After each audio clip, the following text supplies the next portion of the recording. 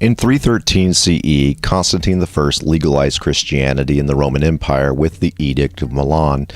Now, over the previous couple hundred years, Christianity, or Judeo-Christianity, was suppressed within the empire for several reasons, mainly that these religions were opposed to any other kind of religious worship, and that early Christianity loved proselytizing and gaining converts. It should be pointed out that Christianity and Judaism were not necessarily seen as two different things by the Romans, though it does appear that the Romans saw this Jewish Christian religion as a small minority. There were simply no political reasons to recognize Christianity. By the 300s, this had changed. Christianity had become a sizable minority. Constantine I legalized Christianity in order to take advantage of the potential political upside.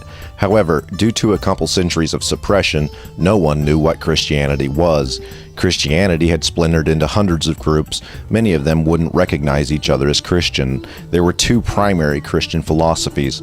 First, there was what would become the Orthodox philosophy, which would eventually be codified into the Catholic Church.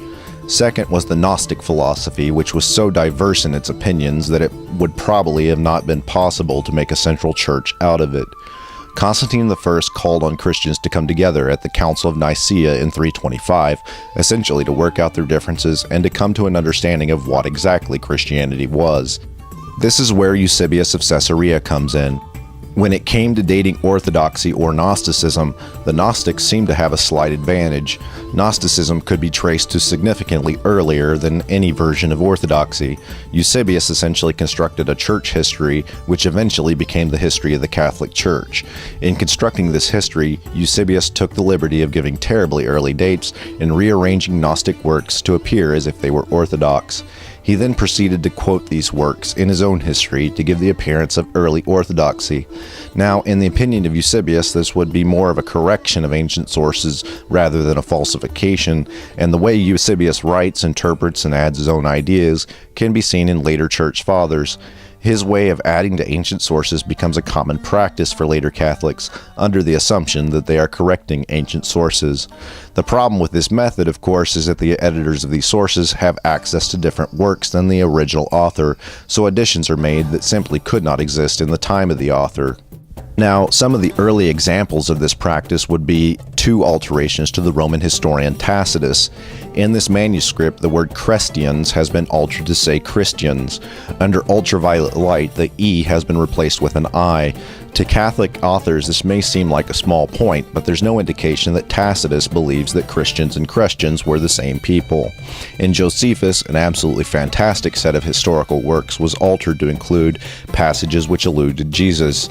Even though there are a ton of so-called Christian writers before Eusebius, the first one to mention this passage was Origen in the early 200s.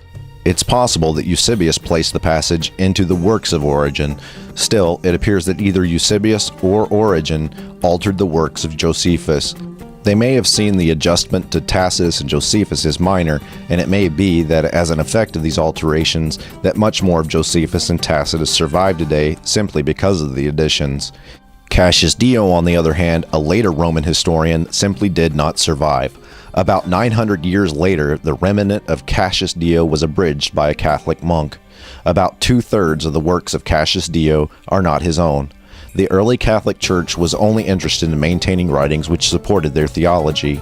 Irenaeus, a prominent writer until about 202 CE, reads like something that Catholics and Protestants wouldn't even recognize as Christian, yet his works have been injected with all kinds of Catholic theology and Catholic canon which didn't even exist at the time.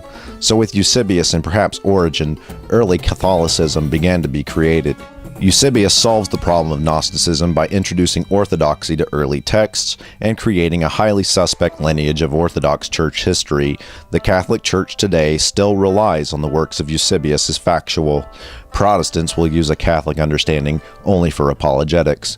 Of course, given the amount of time that has passed, it's unlikely that even the works of Eusebius have been maintained accurately, but the simple fact is that there is no real evidence of the existence of the Catholic Church before 313 CE. The Catholic canon was not even constructed until about 393 with the Synod of Hippo and the Council of Carthage in 397. Before this time, not only did Christianity have no universally accepted canon, but it had a wide variety of opinions on Christianity and Jesus, most of which would be considered heretical today. And thanks to the motivation of early church fathers in manufacturing a church history, very little of the authors before this time can be considered trusted sources. They've been heavily abridged and modified to suit later versions of church history.